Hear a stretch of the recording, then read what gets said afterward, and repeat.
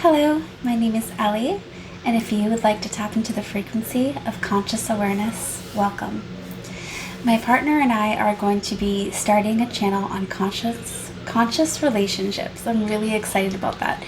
And in preparation for that, in this video, I'm going to talk about getting ready to meet your conscious partner, getting ready to call in your conscious partner into your life, and getting ready to be able to be in a place where you are able to enter into a conscious relationship.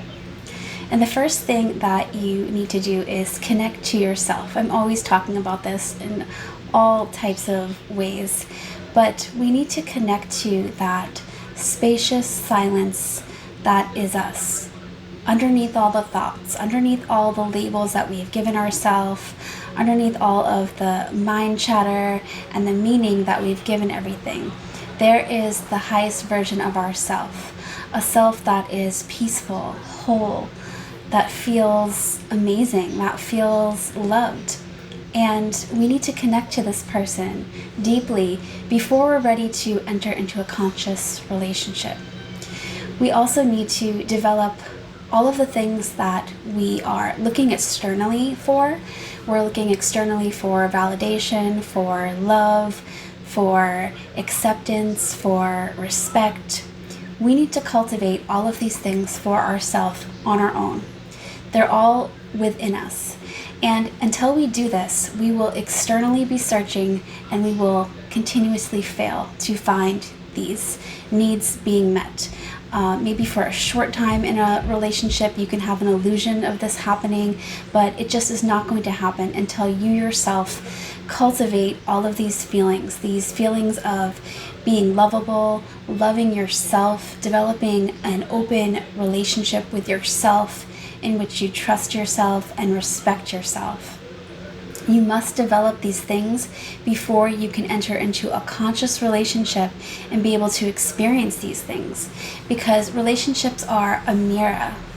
So if you are in a partnership with someone and you do not love yourself, respect yourself, value yourself, or see your own self-worth, your partner will not be able to see those in you either, and you will not have that reflected back to you.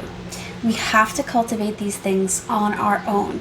So before you enter into a conscious relationship, if you've had a spiritual awakening, it is a really good idea, and many of us are called to do this, and many of us are even forced to do this, where we have a time where we are alone, we're solo, and we are working on ourselves. We are cultivating that self-love. We are validating ourselves, and we are doing healing. We need to heal as many wounds as we can, especially from relationships, from attachment styles that we have.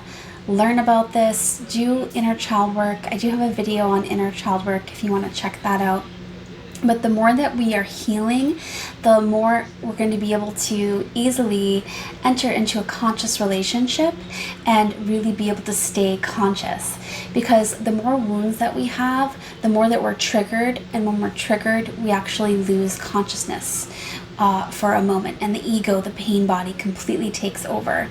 So we really want to be able to enter into a conscious relationship, able to do that, able to bring awareness into the relationship and into ourselves. But first we need to bring this massive amount of awareness into our own lives. What's happening? What type of relationship patterns do we always find ourselves in? You may notice that you keep choosing the same type of partner. It's the same version of a person in just a different body. It's the same energy. It's the same treatment. It's the same ending. So when you can identify these patterns, you can get to the root of these patterns, which usually is, this is what we experienced as a child. This is how we were or perceived to be treated by our caregivers, either our mother, our father, whoever our primary caregivers were. So you want to go in and do inner child work. First, you need to have awareness to this.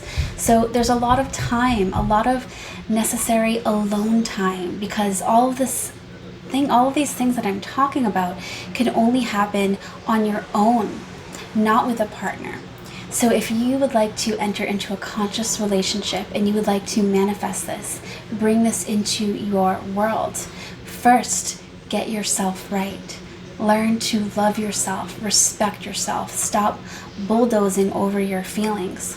Do all of the healing, connect to yourself through meditation, through bringing awareness into the present moment and quieting your mind. Really getting to know who you are beyond what you have been told that you are, beyond all the labels, all the superficial labels that you have been given, and really connect to who you are. Your partner will also only be able to know you as far as you know yourself. So as much as a conscious relationship is such a beautiful, beautiful thing, so is the journey to get yourself ready to be able to receive and enter into a conscious relationship. We cannot skip these steps. So if you find yourself now in a time of being alone, it might be because you are called now to step into your own power, to cultivate a love for yourself, and to get to know you, who you really are. And if you do this, you will be able to draw in a partner. It took me so many years before I was able to manifest and draw in a conscious partner that I am so excited to be in a conscious relationship with. But it was many, many long years alone working on myself. And now looking back, I understand just absolutely how necessary and important, how valuable that time spent alone is. So I wish you so much luck on your journey. If you are alone, just do the work, cultivate that love for yourself, and the relationship you want and desire will come. If you like this video, please like and subscribe, and I will connect with you soon. Thank you.